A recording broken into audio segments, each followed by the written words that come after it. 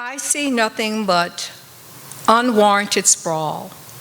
Why not utilize areas of the city where the existing buildings in blighted areas?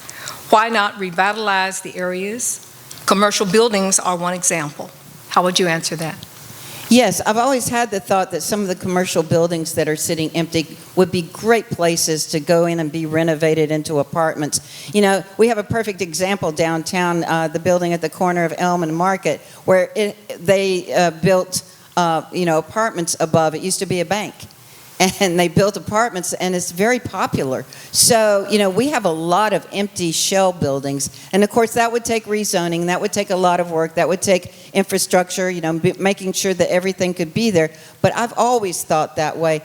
Trying to get more housing, we need it. We desperately need it. But we also need to be strategic. As I said earlier, we need to make sure that it fits in with the character of the area, and a lot of these things are going to have to mean rezonings, and yes, there will be infill development, but it's got to be smart, and it's got to be taken at a slow pace to make sure that everything is stable and sustained.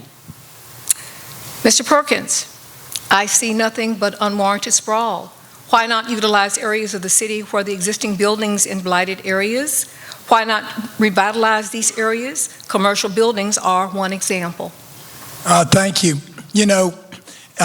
Building reuse is a hot issue around the country, and we need in North Carolina to have the tools that some of the other states have to incentivize these buildings being reused, because it's an expensive proposition to take an office building and turn it into an apartment building. In other states, they have something called a building reuse tax credit. And I would lobby our state legislature to put that in place in targeted areas in Greensboro to make those buildings repurposed so that they could be residential units. I would also argue that we need to pay real attention to tax increment financing for our downtown area so that we can build denser, larger projects in the downtown for housing.